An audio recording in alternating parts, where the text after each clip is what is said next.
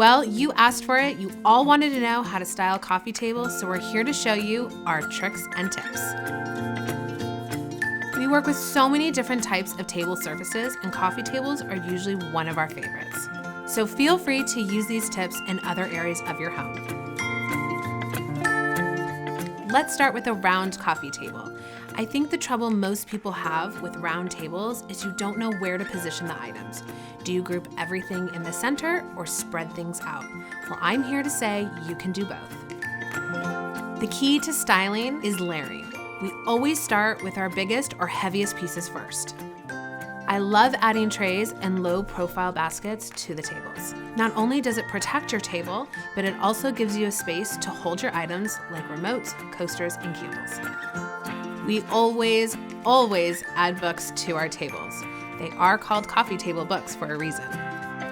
Next, we add in height, and this can be done with larger decorative items or fresh flowers.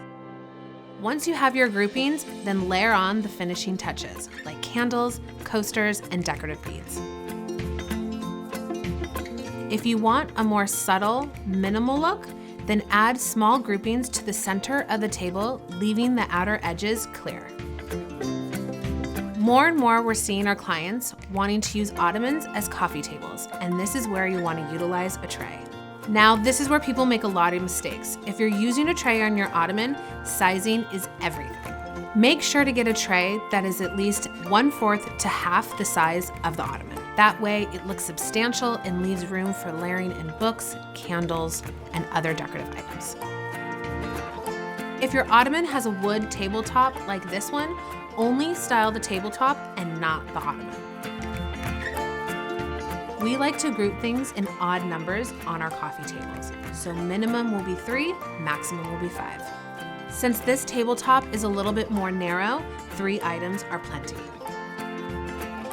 And remember to have fun with your styling. You can style with items that are more functional, like candles and coasters, or pieces that are a little bit more unique, like decorative objects or special mementos. Sometimes those are the items that are the best conversation starters.